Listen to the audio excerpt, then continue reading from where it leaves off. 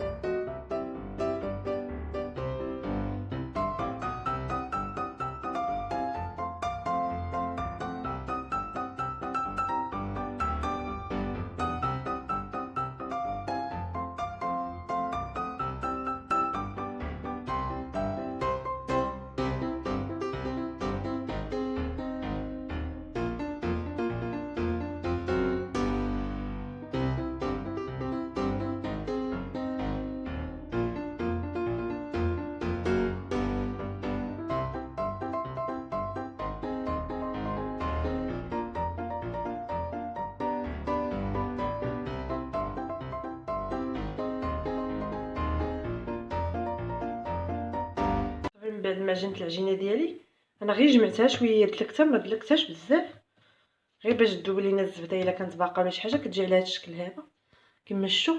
ما خصهاش تكون مرخيه ولا شنو باش ما نديروش فيها الدكي. ملي نبداو نسرحوا فيها تبقى هكا قاصحه وتكون رطبه. شفتوا؟ صافي. وعلى حسب الحليب الماء شحال زاد ليا، تقريبا نص كاس. على حسب ثاني الفرص باش خدمتو. انا خدمت بالفرص خاص بالحلويات، نتوما الا خدمتو بالعادله تقدر تهز لكم كاس لاروب. صافي انا غادي ناخذ هاد العجينه هذه نكورها هكا. صافي نلويها في السلوفان ونخليها في الثلاجه ترتاح حتى نبغيو نخدموا بها. ودابا غادي ندوزو للحشو. انا دابا غادي نبدا معكم الحشوه. كنحتاج ليها الفلفله حمراء، فلفله خضراء. الا ما عندكمش تكتفيو غير فلفله حمراء ولا فلفله خضراء، داكشي اللي عندكم موجود في الدار. 2 حبات ديال الخيزو، 2 حبات ديال البصله صغار. الا عندكم وحده كبيره ديروا وحده كبيره. وتقريبا واحد 3 ديال الحبات ولا 4 ولا ما قلت، 3 ديال الحبات ديال القرعه خضراء. وشويه ديال الكفته داكشي اللي عندكم، ولا الدجاج ولا ما كانش عندكم كاع هاد الخضره كامله تقدروا ديروا غير البصله والثوم والزيتون. غندوز دابا ولا الخضيره بوحديتها داكشي اللي عندكم. ما عندكمش كفته ما ديروهاش. بالنسبه للعجينه نسيت ما قلت لكمش، العجينه كنحتفظوا بها في الثلاجه باش يلا تجمع راسها ديك الزبده وتقطع شويه باش تسهل علينا الخدمه. دابا غنبداو نشحروا الخضره ديالنا. ناخذ واحد المقيله ندير فيها زيت الزيتون،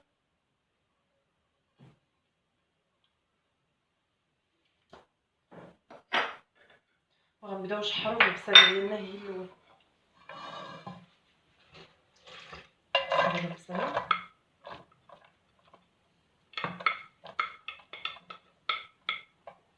بالشكل هذا. وكما فين كنديرو كاع كنديرو الملحه.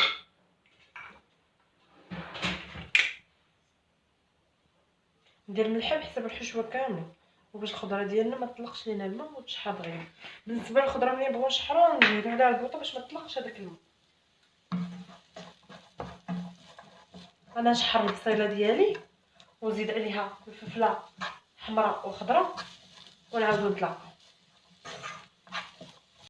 صافي البصله ديالنا والفلفله بعد ما نزلو كنزلهم مزيان بحال هكا. هادي شوفوا كيبغيو الخضره تكون غنزيد دابا خيزو. الخضره كنبقاو نحطو فيها على حساب اللي كطيب واللي كتعطر. خيزو حتى هو ما كياخذش وقت، والقرعه خاصه ما تاخذش الوقت بزاف وما خصهاش تنزل بزاف. هذا الشكل هذا الخبز ديالنا غير كيبقى. غادي نزيد دابا البزار نغطاها واحد شويه ديال البزار غير بالراس ديال الصباعات ديالكم، واحد شويه ديال الكمون شويه كامل، وندير واحد شويه ديال التحميره. التحميره غنخليها حتى الاخر، هي احسن من نخلطها الاخر ماشي مشكل زيد كتعطيها اللون وتوقف الزيت ديالها بعد ما نزلت. صافي دابا غنزيد ديك القريحه. القرعه راه ما تاخذش الوقت، غير شويه طفاو وطفيو عليها باش تجي زوينه في الحشوه. نتوما تقدروا تكتفيو غير بهادشي وتزيدوا شويه ديال الزيتون. عندكم فيها شويه الدجاج تقدروا تضيفوه، تقدروا تضيفوا حتى الطون للحشوه هذه، خليوها حتى تبرد وتضيفوها. الطون ديال المطيشه حتى هو تيجي حشوه زوين. فاي حاجه عندكم في الدار تقدروا ديروها، ماشي بالشرط انكم ديروا هادشي اللي داير الحشوه اختياريه. صافي انا غادي نخلي هادشي تينزل واحد شويه ونزيد الكفته. انا درت الكفته ديالي نبقى نقسمها هكا باش تفرتت باش تجيني في الحشوه كامل بالشكل هذا.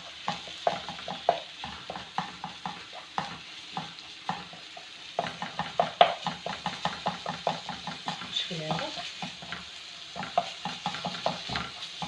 كما قلت لكم الحشوه اختياريه، داكشي اللي عندكم في الدار غتخدموا به. صافي الكفته ما تاخذش بزاف ديال الوقت، غير نفرقوها باش تجينا في الحشوه كامل.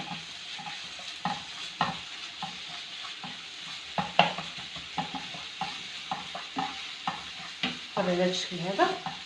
انا شويه غادي نطفي على الحشوه ديالي. الحشوه بالنسبه لنا ضروري خاصها تبرد.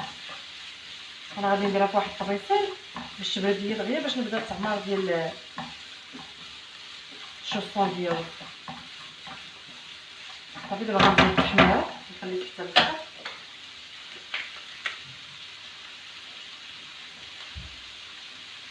شكل هذا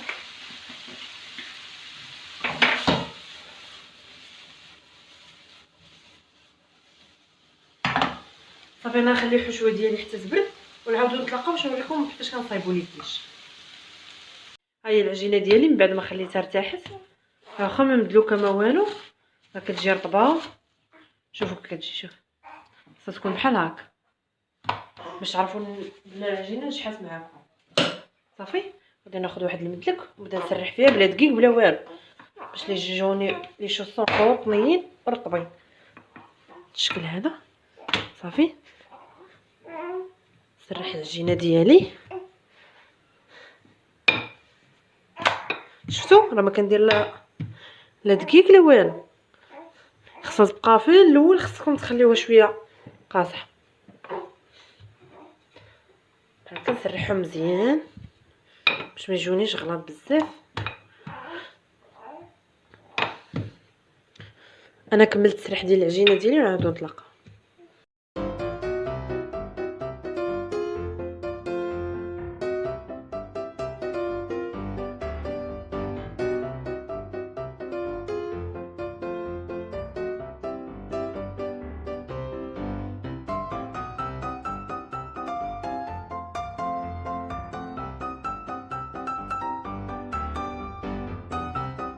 انا سرحت العجينه ديالي على هذا الشكل هذا، تكون مرققه ما غليظه. صافي انا نجيب واحد طابع بحال هكا، صافي نبدا نطبع فيها من هكا، نمشي معها كامله طبعها باش تسهل عليا الخدمه. من الاحسن انكم تسرحوا العجينه كامله دقه واحده باش ما تجيكم صعيبه. الشكل هذا فكما شفتوا انا راه ما درتش الدقيق، درت والو بس سرحتها غير هكاك. والعجينه كتجي خفيفه هذه ديال واخا ماشي عجين مرق ولكن راه كيجي خفيف وهشيش. صافي على هذا الشكل هذا انا نحيد الزائد ديال العجينه.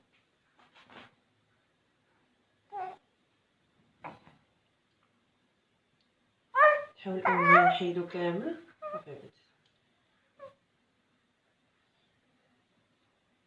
بهذا الشكل باش كتسهل عليا لي شوصون. كنديرهم كاملين فوقيته وحده.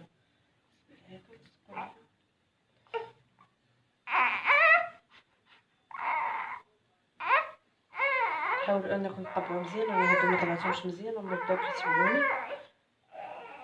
صافي بحال هكا شفتوا العجينه ما لاصقه ما والو. صافي دابا غادي نبداو نخدموا لي شوصون ديالي. وبالنسبه لهاد العجينه هادي غادي نديرها في السلوفان ونخليها عاوتاني طبطب باش تسهل علينا الخدمه. نلويها هكا في السلوفان ونكمل الخدمه ديالي. غناخذ واحد الوحيده على هذا الشكل هذا شويه. بالنسبه للحشوه انا زدت فيها شويه ديال القزبور وزدت فيها شويه ديال الزيتون مقطع، نخلطهم. هادو زدتهم غير دابا حتى بردات الحشوه ديالي مزيان. صافي غنبقى نزيد شويه بشويه الحشوه وانا تنعمر. نخلط داك الزيتون مع الربيع مع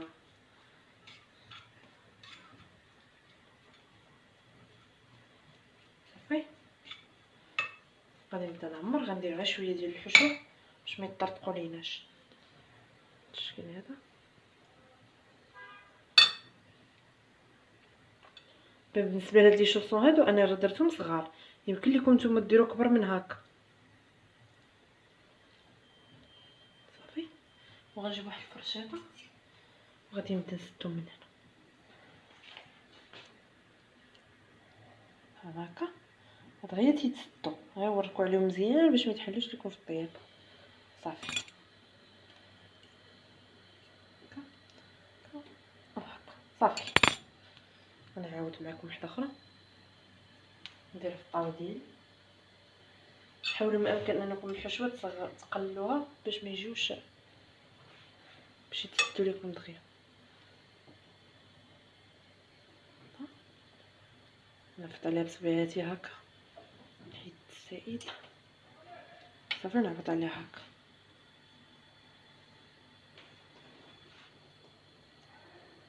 صافي ندير معكم وحده اخرى الاخرى. ندير شويه ديال الحشوه نطويوها هكا، نفط عليها بصبيعاتي باش تسد هكا. وناخذ واحد الفرشيطه وندير داك الشكل ديال الشوز هكا. رفطوا عليها مزيان، متخافوش عليها تخسر ولا شي حاجه، المهم انها باش ما تحلش هكا. صافي انا غنكمل هاد الكميه كامله اللي عندنا وديك الساعه نعاودو نطلقوا. لي شوصون ديالي هما بعد ما صايبتهم كيجيو على هذا الشكل هذا. خديت انا واحد البيضه ودرت فيها واحد المقيطه ديال الخل، صافي غندهنهم من الفوق بالشكل هذا. نديرهم غير شويه باش يتحمروا وصافي بالشكل هذا. غادي نرشهم. انا عندي غير الزنجلان، نتوما عندكم بافو ديروا، عندكم الزنجلان ديروهم، داكشي اللي عندكم في الدار. حيت ما عنديش البافو غادي ندير غير شويه ديال الزنجلان، كنرشهم من الفوق. غندخلهم للفران على نار متوسطه حتى يطيبوا من التحت، وعاد نطيبهم من الفوق صافي، ونعاودو نتلاقاو باش نشوفوا الشكل ديالو. انا نوريكم بعدا الزنجلان غادي نرشهم به. هادشي باش تفهموا راه ما خرجتش العجينه غير هاد الكونتيتير، مازال بزاف ديال العجينه. ها هي يلا سرحت باش نكمل، بس خرج داكشي كتير. صافي نكمل رش على الزنجلان بحال هكا. اللي بغاو ما فيهم والو يقدر ما يدير فيهم والو. صافي نعاودو نتلاقاو دابا باش نشوفوا الشكل ديالو بعد ما يطيبوا. صافي لي شوصون ديالنا كيجيو على هذا الشكل هذا. كنتمنى انكم تجربوهم وينالوا الاعجاب ديالكم. انا غادي نجرب معكم وحده باش نوريكم كيفاش كيجيو من الداخل. شتي كيجيو قطنيين وكيجيو رقاق، ماشي غلاضين زعما فيهم اللبابه ولا شي حاجه. شفتوا؟ كنتمنى ان الفيديو ديال اليوم ينال الاعجاب ديالكم. ما تنساونيش بلي لايك والدعم ديالكم للقناه. نتلاقاو ان شاء الله الفيديو الجاي. السلام عليكم.